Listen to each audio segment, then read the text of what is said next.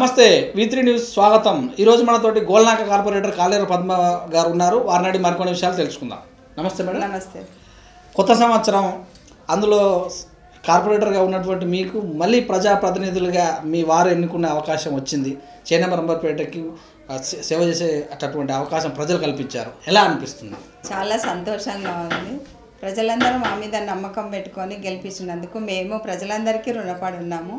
మేము కూడా వాళ్ళు ఎంత నమ్మకం పెట్టుకున్నారో మేము కూడా అన్ని పనులు చేయదలుచుకున్నాము। ప్రజలందరికీ వారి మెప్పు కూడా పొందాలనుకుంటున్నాం। ముఖ్యమంత్రి గారికి మా అంబర్పేట నియోజకవర్గాన్ని మేము గెలిచి చూపించి ఆయనకు బహుమతిగా అందజేశాము।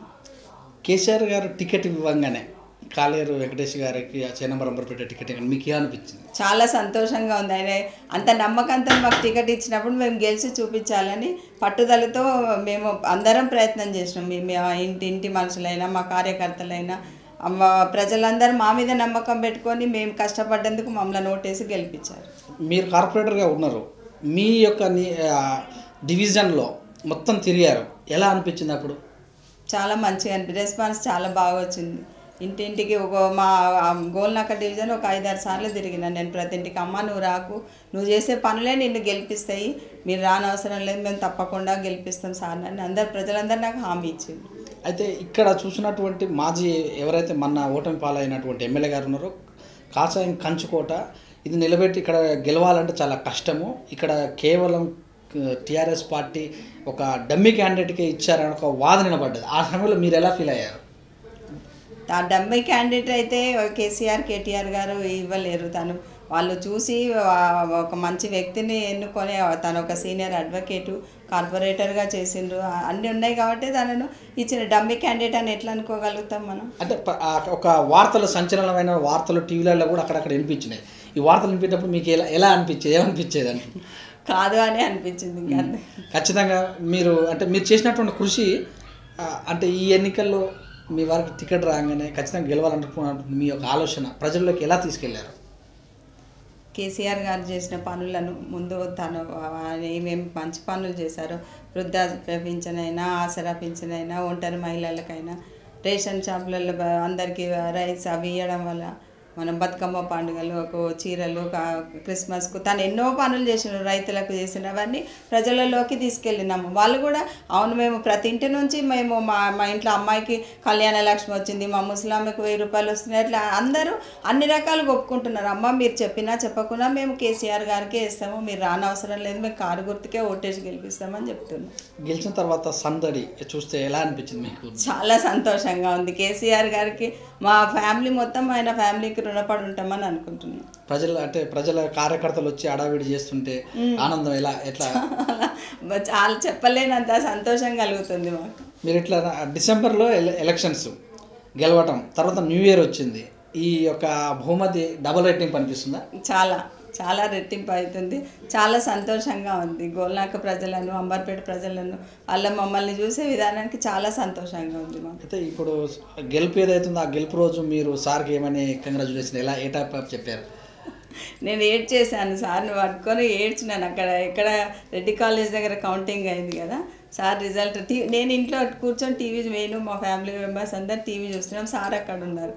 గెలవగానే నేను ఎట్లున్నదని అట్లా వెళ్ళిపోయినాను, సార్ దగ్గరికి వెళ్ళిపోయి నేను పట్టుకొని ఏడ్చేసినాను। వెంకటేశ్వర అసలు నాకు చాలా టెన్షన్ ఉండే, ఎట్లయితుందో ఏమో, లాస్ట్ ఒకసారి ఎక్కుతుంది ఒకసారి తగ్గుతుంది కదా, చాలా భయం వేసింది, ఇక నన్ను పట్టుకొని ఏడ్చేసినాను నేను। ఈ కార్యకర్తల మద్దతు రకంగా ఉంది, చాలా కార్యకర్తలు, మా మిగతా కార్పొరేటర్లు అందరూ మంచిగా మద్దతు చేసి, ఇక అంబర్పేట ప్రజలకు, తెలంగాణ ప్రజలందరికీ, కేసీఆర్ గారికి, కేటీఆర్ గారికి కూడా అందరికీ సంక్రాంతి మరియు నూతన సంవత్సరం శుభాకాంక్షలు తెలుపుకుంటారు। కేటీఆర్ గారికి వర్కింగ్ ప్రెసిడెంట్ ఇచ్చారు, అంటే ఇంతకుముందు మున్సిపాలిటీ ఆయన మినిస్టర్గా ఉన్నారు, వాళ్ళతో మీరు కూడా పనిచేయడం జరిగింది, ఎలా అనిపిస్తుంది? చాలా సంతోషంగా ఉంది, చాలా మంచిగా అనిపిస్తుంది। తను ప్రతి ఒక్కరిని పేరున వాళ్ళకు వర్కులు అప్పచెప్పి అందరినీ చాలా కేర్గా చూసుకొని అందరితో చాలా మంచిగా కలిసిపోయి మంచిగా ఉంటారు। రాజకీయంలో మీ వారి యొక్క కోఆపరేషన్ అంటే సహాయం ఎలా ఉండేది మీకు కార్పొరేటర్గా ఉన్నప్పుడు? చాలా ఉండేది, ఎందుకంటే నాకు రాజకీయాలు కొత్త కాబట్టి తను నాకు తోడుగా ఉండి కొంచెం మేజర్ పనులు అయితే తను కూడా వచ్చి నాతో పాటు చూస్తుండేది. చిన్న మన కాలనీలలో డివిజన్లు అట్లా తిరిగేటి నేను చూసుకుంటాను. చాలా కోఆపరేట్ ఉంది మా వారికి. స్వయంగా మీ గోల్నాకలో ఉన్నటువంటి ముఖ్య సమస్యలు ప్రజలు ఏ సమస్యలు తీసుకొని మీ దగ్గరకు వచ్చేవాళ్ళు ఇప్పుడు జరుగుతున్నంత? ఇప్పుడైతే పొల్యూషన్ వాటర్ ఒకటి, ఈ డ్రైనేజ్ పని, కొన్ని నల్లాలు రాకపోవడం, ఇవి మూసీది ఉంది కదా, మూసీది ఇప్పుడు మేజర్ మాకు మూసీదే ఉన్నది. మూసీది అది దాని గురించి సార్ కూడా ఒకసారి వన్ డే నిరాహార దీక్ష చేసిండు వెంకటేష్ గారు. ఇప్పటిదాకా మీరు మీ డివిజన్లో ఏదైనా ప్రాబ్లం ఉంటే వేరే దగ్గరికి వెళ్ళేవాళ్ళు. ఇప్పుడు మీ ఫారే ఎమ్మెల్యే ఏ సమస్య మొదటగా తీసుకెళ్లాలనిపిస్తుంది? మొదట మూసీదే తీసుకెళ్ళాలనుకుంటున్నాను. తర్వాత ఇప్పుడు అందరూ డబుల్ బెడ్రూమ్ అడుగుతున్నారు. అంతే ఇప్పుడు సార్ ప్రమాణ స్వీకారం చేసినాక నేను అందరికీ చెప్పిన, మీ అందరి తరపున సార్తో నేనే కొట్లాడుతానని చెప్పినాను. ఫస్ట్ డబుల్ బెడ్రూమ్దే సార్కి తీసుకొస్తాం అనుకుంటున్నాను. అయితే మీ ఇంట్లో మొత్తం ఇప్పుడు అడావిడి వచ్చేటటువంటి వాళ్ళు మీ దగ్గరికి వస్తారు, ఇక్కడి నుంచి కాకపోతే అక్కడికి పోతాయి. ఈ యొక్క వైకల్యం ఎలా అనిపిస్తుంది మీకు? ఇక చెప్పడానికి వస్తలేదు, చాలా సంతోషంగా అనిపిస్తుంది. ఎమ్మెల్యే అనే పేరు వింటేనే చాలా సంతోషం అనిపిస్తుంది. అనిపించింది ఇంతకుముందుకు మీకు ఈ టికెట్ ఈ ఎమ్మెల్యే రావడం అని ఎప్పుడన్నా అంటే ఇంత డిస్కషన్ జరిగేదా మీ ఇద్దరు ఉన్నప్పుడు? జరిగేది, ఎమ్మెల్యే కావాలి. మా వారికి కూడా కోరిక. మా ఫాదర్ రాజకీయాలలో ఉన్నారు. అయితే మొత్తం మీద ఇప్పుడు చూసి అంబర్పేట చూస్తే ఎందుకంటే ఇక్కడ ఉన్నటువంటి ఎమ్మెల్యే 3 సార్లు గెలిచాడు. అతను ఒక కంచుకోటలా ఉన్నారు. అతను ధీటుగా అన్నప్పుడు ఇంకా ఎక్కువ మీకు ఎగ్జైటింగ్ అంటే సంతోషం. చాలా ఎగ్జైటింగ్, చాలా టెన్షన్ పడ్డాం మేము ఎలక్షన్లు అప్పుడు కూడా చాలా టెన్షన్ పడ్డాము. ఎట్లుంటుంది ఏంది అనేది చాలా భయం. కార్యకర్తలు కానీ మరి మీకు ఉంటారు కదా సహచరులు కానీ ఏమైనా డైలీ డిస్కషన్లు ఏం జరిగేది? ఇవే జరుగుతాయి, ఏం జరుగుతాయి డిస్కషన్ అంటే. Thank you madam, thank you very much. మీ విలువైన సమయాన్ని మా V3 న్యూస్కి ఇచ్చినందుకు ధన్యవాదాలు. చాలా సంతోషంగా ఉంది. నేను కార్పొరేటర్గా వెంకటేష్ గారు ఎమ్మెల్యేగా ఉన్నందుకు మొదటి సమస్య మూసీ సమస్య ఉంది. ఈ సమస్యను మా వారి దృష్టికి తీసుకెళ్ళి డబుల్ బెడ్రూమ్ ఇళ్ళ గురించి పరిష్కారానికి నేను కృషి చేస్తానని కాలేరు పద్మ గారు గోల్నాక కార్పొరేటర్ V3 న్యూస్కు తెలియజేశారు. చూస్తూనే ఉండండి V3 న్యూస్. కెమెరామ్యాన్ సునీల్తో మీ సురేష్ దండు.